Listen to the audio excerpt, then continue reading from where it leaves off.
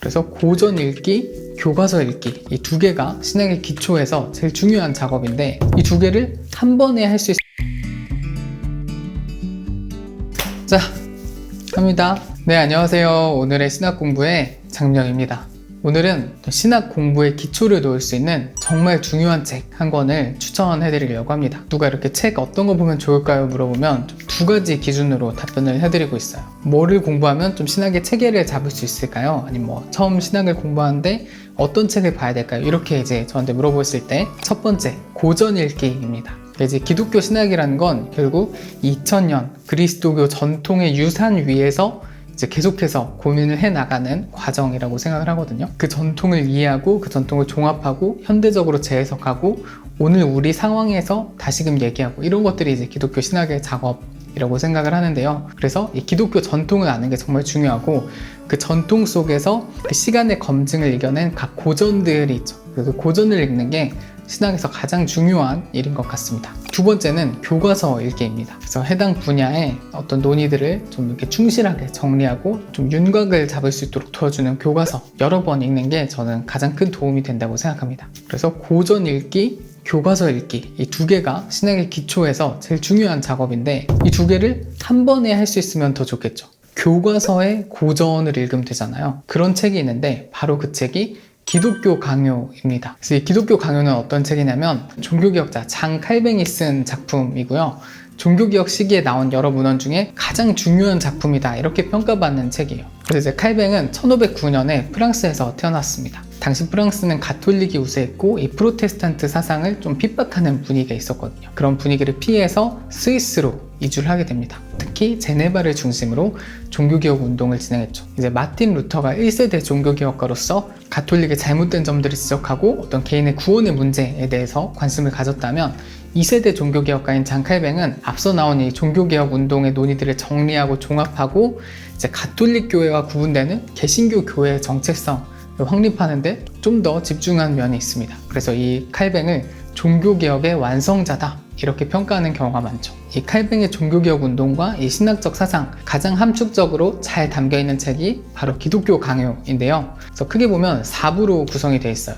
1부는 창조주 하나님을 아는 지식, 2부는 구원자 하나님에 관한 지식, 3부는 예수 그리스도의 은혜에 참여하는 방법, 4부는 하나님이 우리를 예수 그리스도에게 인도할 때 사용하는 외적인 수단이나 방법에 관한 내용이 담겨 있습니다. 이걸 뭐 교의학적 용어로 말하자면 계시, 신론에서 출발해서 기독론과 구원론을 다루고 그걸 통해서 이제 성례론과 교회론으로 마무리되는 그런 이제 내용이 이 안에 담겨 있는 거죠. 그러니까 우리가 어떻게 하나님을 알고 어떻게 구원을 받고 어떻게 교회 공동체를 이루고 그 교회 가운데 예배드리고 성찬을 나누며 살아가는가에 관한 말하자면 기독교의 모든 것, 개신교 신앙의 모든 것이 담겨있는 게 이 기독교 강요라고 할 수 있겠죠. 그래서 이 기독교 강요는 정말 중요한 책인데 특별히 개신교인이라면 반드시 읽어야 할 책이라고 생각을 합니다. 그러니까 우리 개신교 신앙이 어디서 유래했는가 이 뿌리를 아는 것이 정말 중요하잖아요. 왜 16세기에 가톨릭 교회와 분리된 새로운 교회가 필요했는가?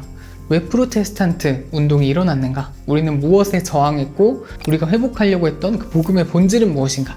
이런 얘기들이 이 기독교 강요 안에 담겨 있습니다. 그리고 또 지금의 어떤 한국교회 문제들을 생각할 때도 기독교 강요가 도움이 되는 점이 있는데요. 종교개혁 당시에 가장 유명한 구호, 개혁된 교회는 항상 개혁되어야 한다라는 명제입니다. 그래서 이 개혁교회라는 것, 이 개신교는 항상 새롭게 되는 교회, 늘 그 시대 상황 가운데 다시금 개혁되는 교회를 의미하는데요. 이 개혁이 어떤 방향으로 나아가야 하는가에 대한 실마리를 저희가 이 기독교 강요 안에서 찾아볼 수 있겠죠. 그리고 신학을 공부하는데도 기독교 강요가 정말 중요합니다. 현대 신학을 공부하더라도 기독교 강요는 계속 언급이 돼요. 칼뱅에 찬성하든 반대하든 일단은 언급을 하고 비판을 하든지 계승을 하든지 해야 하는 게 이 기독교 강요라는 작품인 거죠. 네, 그래서 이제 이 기독교 강요가 정말 중요한 작품이다 라는 거에 대해서 많은 분들이 동의를 하실 것 같은데 문제는 이 책이 너무 방대하고 어렵고 좀 읽기 막막하다 라는 점이죠. 그래서 기독교 강요를 좀 더 쉽게 읽는 꿀팁 3가지를 알려드리겠습니다. 첫 번째는 해설서 참조하기입니다. 칼뱅과 기독교 강요를 설명해주는 정말 다양한 해설서들이 있어요. 그 목록은 예전에 한번 컨텐츠로 촬영해둔 게 있거든요. 그래서 그 영상을 보시면 도움이 될 것 같고요. 두 번째, 프랑스어 초판으로 읽기입니다. 이 두 번째는 저도 최근에 알게 된 부분인데요.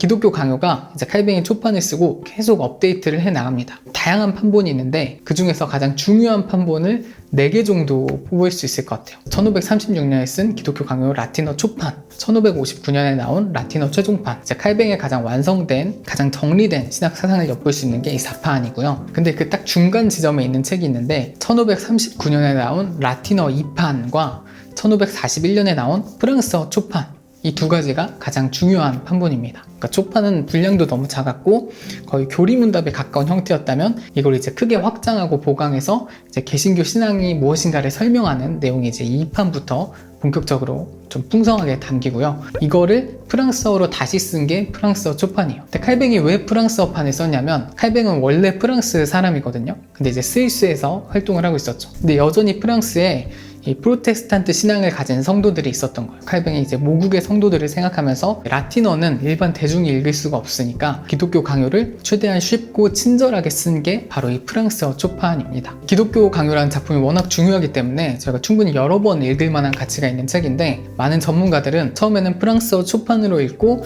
나중에 라틴어 최종판으로 읽어라 이런 식으로 이제 가이드를 제시하는 경우가 많습니다. 이제 칼뱅의 전체 신학 사상을 보려면 당연히 최종판이 중요한 게 맞는데 바로 최종판으로 들어간 게 너무 어렵기 때문에 비교적 문장이 간결하고 쉽게 쓰인 프랑스어 초판으로 시작을 하면은 이제 칼뱅의 기독교 강요를 읽는데 훨씬 도움이 된다는 거죠. 근데 그 기독교 강요의 프랑스어 초판을 번역한 책이 최근에 복 있는 사람 출판사에서 나왔습니다.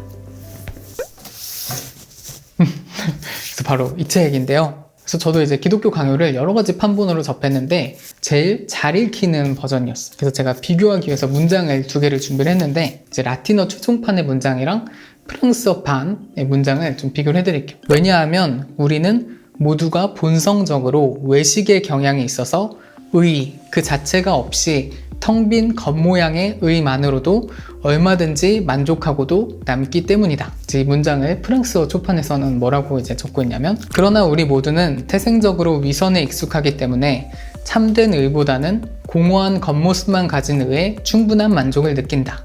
네, 이렇게 되어 있습니다. 그래서 2개 같은 내용이죠. 이제 앞부분은 라틴어를 이제 직역하고 좀 더 그 원문에 충실하게 이제 하려다 보니까 문장 구조가 복잡하고 좀 한자어가 많이 쓰이는 좀 비교적 딱딱한 문장이 되죠. 이제 2번째 판에서는 비교적 대중적인 말, 우리가 쓰는 말이랑 비슷한 표현으로 이제 문장을 잘 다듬어 놓은 것을 볼 수 있습니다. 네, 그래서 이렇게 프랑스어 판본의 장점은 가장 가독성이 높은 판본, 가장 대중적인 문체로 쓰인 판본으로 기독교 강요를 읽을 수 있다. 그래서 원래 사실 제가 준비한 이 방송 원고는 딱 여기까지였는데요. 제가 이대로 영상을 찍으려니까 좀 약간 찝찝한 부분이 있었어요. 뭐냐면은 그래도 안 읽으실 것 같다 이런 느낌이 들었어요. 왜냐하면은 그래서 저도 이제 기독교 강요를 읽으려고 몇 번을 시도를 했는데 약간 그 저희가 성경 통독할 때 창세기, 출애굽기 하다 딱 레위기에서 약간 막히는 것처럼 이 기독교 강요를 다 읽는 게 쉬운 일이 아니더라고요. 이거 혼자 읽으면 진짜 읽기 어려우실 텐데 좀 이런 생각이 들어서 제가 진짜 오랫동안 고민을 하다가 제가 출판사에 제안을 드렸죠.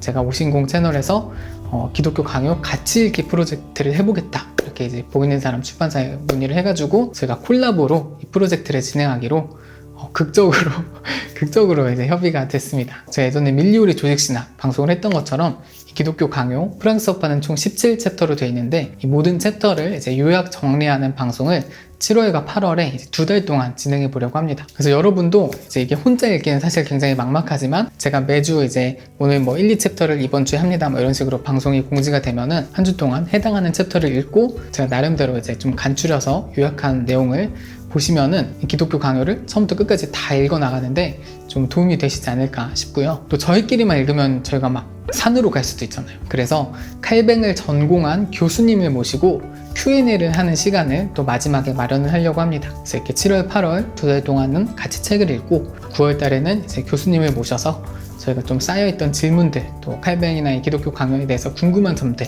이렇게 다 질의응답을 해보는 시간을 마련하려고 합니다. 그래서 이런 식으로 저희 복 있는 사람 출판사와 콜라보해서 기독교 강요 함께 읽기 프로젝트를 준비를 했습니다. 오늘은 이렇게 제가 신학의 기초를 놓는데 가장 좋은 책, 고전이면서 교과서인 책, 교과서의 고전인 책, 기독교 강요를 추천을 해드렸고요. 사실 기독교 강요는 제가 이 채널을 시작하면서부터 언젠가 한 번은 꼭 다뤄야 될 책이다 이렇게 생각하고 있던 좀 숙제 같은 책이었는데 이걸 여러분에게 소개해드릴 수 있어서 너무 좀 기대가 되고요. 저랑 이 책을 같이 읽어나가면서 성경과 세상을 보는 그 안목을 좀 배울 수 있는 시간이 되면 좋겠습니다. 오늘 준비한 영상은 여기까지고요. 다음에 또 유익한 컨텐츠 가지고 돌아오도록 하겠습니다. 감사합니다.